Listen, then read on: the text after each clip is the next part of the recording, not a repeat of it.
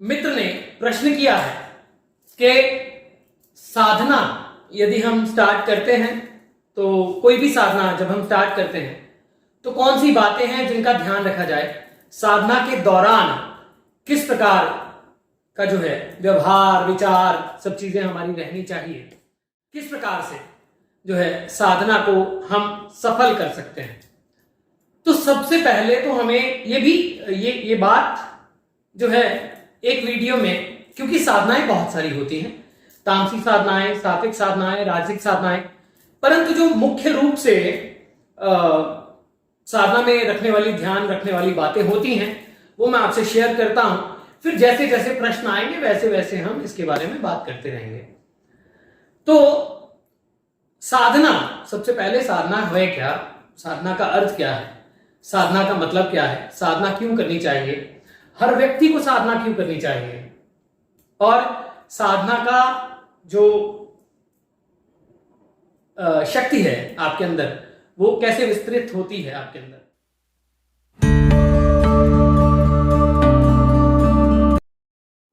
तो सबसे पहली बात, साधना का अर्थ क्या है। सबसे पहले साधना का अर्थ है किसी भी चीज का साधन करना।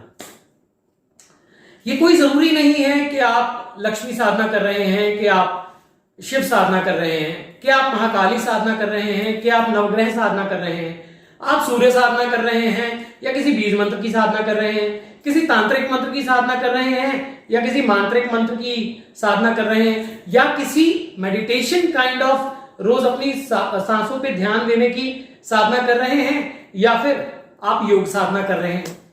तो ये कोई जरूरी नहीं है, सब प्रकार की साधनाएं एक ही प्रकार से शक्तिशाली होती हैं, पर सब साधनाओं का इफेक्ट अपना अपना होता है व्यक्ति के ऊपर।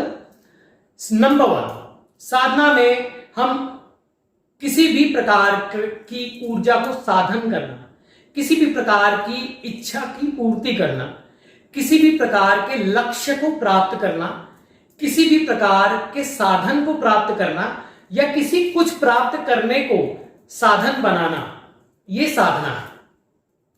हर व्यक्ति किसी ना किसी तरह से कोई ना कोई साधना करता है। कैसे? साधना केवल मंत्रों की नहीं है, तंत्रों की नहीं है। कोई पैसा कमा रहा है वो भी साधना है, कोई अपने बच्चों को पाल रहा है, पोस रहा है और फिर अपने जीवन को व्यतीत कर रहा है, वो भी एक साधना है। कोई अपनी मां को पूजता है, कोई अपने पिता को पूजता है, कोई अपने गुरु को पूजता है, वो भी एक साधना है। परंतु मंत्र साधना और योग साधना और तंत्र साधना, इसके बारे में मैं आपको बताता हूं। यदि आप कोई भी साधना स्टार्ट करने जा रहे हैं तो आप क्या करें।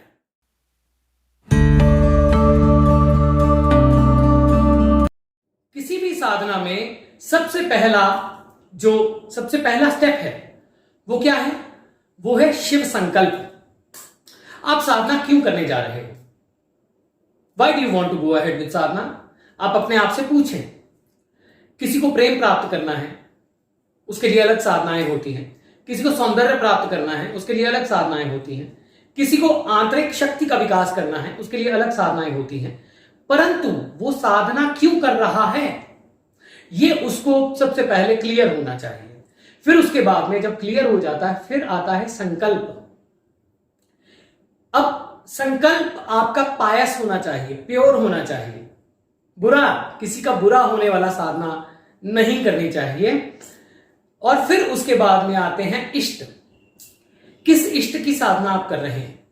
सपोज दैट आप महाकाली की साधना कर रहे हैं तो मंगलवार और शनिवार मुख्य माने जाते हैं। बगलामुखी की साधना करने जा रहे हैं तो उसके बाद में जो बृहस्पतिवार और मंगलवार मुख्य माने जाते हैं। श्री विद्या की साधना करने जा रहे हैं, संडे है, बुधवार है, ठीक है, शुक्रवार है। तो ये आप कौन सी साधना करने जा रहे हैं? पहले हो गया संकल्प निर्धारण कि मुझे ये प्राप्त करना है। फिर हो गया इष्ट निर्धारण। फिर यदि आप मांत्रिक ऊर्जा में जा रहे हैं तो आपको उसी प्रकार की सामग्री चाहिए, आपको उसका ज्ञान होना चाहिए। फिर उसके बाद में उस मंत्र की सही आपको ऊर्जा पता होनी चाहिए, आपके तत्व का पता होना चाहिए। फिर उसके बाद में कौन सी माला, कौन सी दिशा, किस दिशा की ओर साधना करनी है, किस सामग्री को प्रयोग करना है और कौन से फूड्स खाने हैं, ये आपको पता होना चाहिए। फिर उसके साथ में नेक्स्ट है कि अब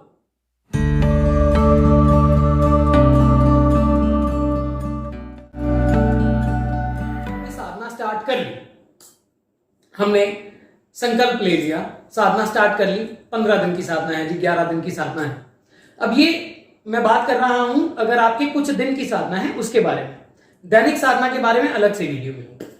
तो आपने सोच लिया कि अब 11 दिन जो है इस बीज मंत्र का या इस मंत्र का मुझे जाप करना है, ये संबंध इस ऊर्जा से है और मुझे जो है संकल्प मैंने लिया है, मान लीजिए 1.25 लाख मंत्र मुझे करने हैं, तो मैं अब उस संकल्प पे चलूंगा। सबसे पहली बात होती है जो भी आप गिनती करते हैं, यानी जितनी आपने संख्या गिनी, सपोज दैट आपने 11 दिन का रख लिया, तो ऐसा नहीं होता कि आज आपने 5 माला कर ली और कल 10 माला कर लेंगे और उसके बाद फिर 3 माला कर लेंगे, नहीं, आपको संख्या उसी प्रकार से बनानी पड़ती है, उतने ही दिन की बनानी पड़ती है। संख्या को कम नहीं किया जाता, बढ़ाया जा सकता है, वो भी रेगुलर बेसिस पे, क्योंकि उसका एक्चुअली ये क्या है, इसका संकल्प का सीधा सबकॉन्शियस माइंड से संबंध है, अलग से बात करेंगे इसके बारे में। फिर उसके बाद में फूड, अब यदि आप तामसी विद्या में जा रहे हैं तो उसी प्रकार का फूड होता है, मैं उसके बारे में ज्यादा बात नहीं करूंगा इस पे, क्योंकि कुछ साधनाएं शमशान की होती हैं, कुछ साधनाएं घर पे रह के करने वाली होती हैं, कुछ साधनाएं समाज के कल्याण के लिए होती हैं और कुछ साधनाएं समाज के डिस्ट्रक्शन के लिए भी होती हैं। तो इस पे ज्यादा चर्चा ना करना ही बेहतर है। करेंगे जैसे जैसे प्रश्न आएंगे, यदि आपका कोई प्रश्न आएगा तो उसके बारे में जरूर बात करूंगा। फिर उसके बाद में आ जाता है फूड। यदि आप वैष्णव साधना करते हैं तो प्याज लहसुन आपको अवॉइड करना होता है। आप दुर्गा साधना करते हैं, जैसे नवरात्र आ गए, गुप्त नवरात्र आ गए, तो आपको प्याज लहसुन वगैरह मैक्सिमम केसेस में आपको अवॉइड करना होता है यदि आप संकल्पवत ले रहे हैं। फिर उसके बाद में ब्रह्मचर्य है, 11 दिन 21 दिन तक की जो साधना है उसमें आपको ब्रह्मचर्य रखना चाहिए, रखना पड़ता है।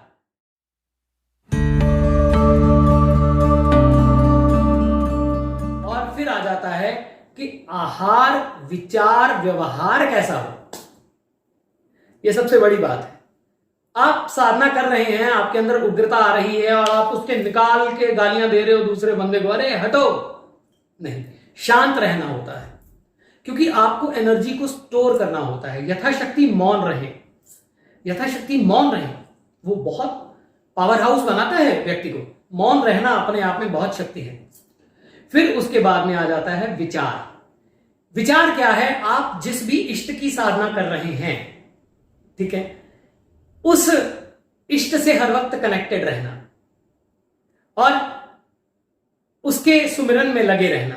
माला जाप कर ली, अब क्या करें, अब चुगलियां नहीं करनी है, बैक बाइटिंग नहीं करनी है, फोन पे व्हाट्सएप ये वो, avoid it for 7 days, avoid it for 21 days, you are not going to get harmed for it, right.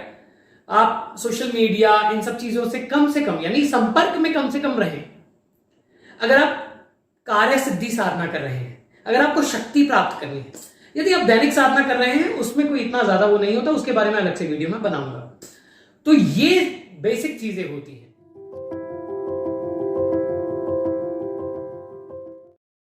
फिर होता है माला का चयन, कौन सी माला आपको प्रयोग करनी है। ये मैं बीच में भूल गया था बात करना कि कौन सी माला आपको प्रयोग करनी है। कोई साधना है, लक्ष्मी साधना के लिए कमलगट्टा है, स्फटिक है, क्लियर क्वार्ट्ज है, सफेद हकीक है, श्री विद्या में सफेद हकीक है, महाकाली के लिए नीला हकीक, काला हकीक है। फिर उसके बाद में सुलेमानी हकीक है। फिर उसके बाद में जो है आप श्री विद्या के लिए लाल हकीक है, तारा महाविद्या के लिए लाल हकीक है, नीला हकीक है, काला हकीक है। शिव साधना के लिए रुद्राक्ष है। रुद्राक्ष की माला आप सब जगह यूज कर सकते हैं। उसके बाद में सूर्य साधना के लिए यदि आप वाकई में उस ऊर्जा को प्राप्त करना चाहते हैं, फिर माणिक्य की माला है या उसके सबस्टोन भी आते हैं।